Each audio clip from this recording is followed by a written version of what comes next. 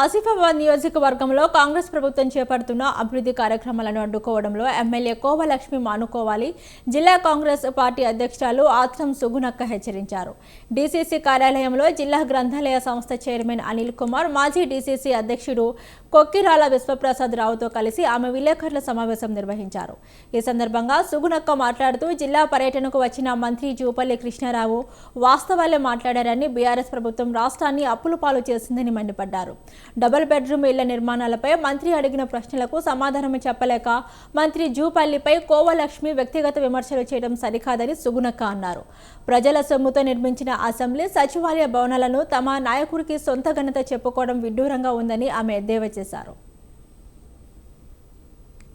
Minister Jupally Krishnarao గారు వచ్చి మరి ఇక్కడ పేదలకి, భర్తలు లేనటువంటి వీడోస్ మహిళలకి, హ్యాండిక్యాప్డ్ మహిళలకి మరి కుట్టు మిషన్లు పంపిణీ చేస్తే వాళ్ళ యొక్క జీవితాలు కొంచెం ఎంతో కొంత ఉపాధి కలుగుతుంది, వాళ్ళ కుటుంబాలు బాగుపడతాయనేసి ఆలోచించి మరి కుట్టు మిషన్ల పంపిణీ కార్యక్రమాన్ని ఏర్పాటు చేస్తే ఆ కార్యక్రమంలో మరి నిజంగానే వీళ్ళు పేదలకే ఇస్తున్నామనేసి చెప్పడం పోయి నోటికి వచ్చిన మాటనే మాట్లాడడము నిజంగానే చాలా బాధాకరమైనటువంటి విషయం.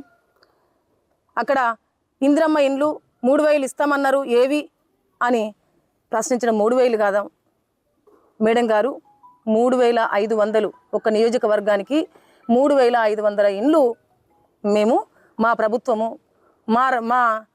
మా రేవంత్ అన్న, మా మంత్రులు ఈ ప్రాంతంలో, ఈ తెలంగాణ రాష్ట్రంలో బడుగు బలహీన వర్గాలు చాలామంది ఉన్నారు, ఇండ్లు లేనటువంటి పేదలు ఎంతోమంది ఉన్నారు, పూరి గుడిసెల్లో నివసిస్తున్నటువంటి పేదలు ఎంతోమంది ఉన్నారు అనేసి ఇంద్రమ్మ ఇండ్లు ఇవ్వడం అనేది జరిగింది. మరి లెక్కలేవంటే మేము విభజించి పాలించుకునేటువంటి విధానము మా కాంగ్రెస్ ప్రభుత్వానికి తెలియదు, మాకు కూడా తెలియదు. మేము కూడా వీళ్ళకి ఇవ్వాలి, గీళ్ళకి ఇవ్వాలనేసి మేము ఎవరం చెప్పలేదు. మా సీఎం గారు ఎవరు ఎన్నడూ చెప్పలేదు, మా మినిస్టర్లు ఎన్నడూ చెప్పలేదు. పేదలు ఎవరైతే ఉన్నారో ఆ పేదలకు అందాలని చూసినాం. బీఆర్ఎస్ఓ, బీజేపీ లేకపోతే కాంగ్రెసో అలాంటి విభజించి పాలించేటువంటి విధానము మాది కాదు, మా ప్రభుత్వానికి కాదు, మా సీఎం గారిది కూడా కాదు. గౌరవ మినిస్టర్ జూపల్లి కృష్ణారావు గారు వచ్చి మరి ఇక్కడ పేదలకి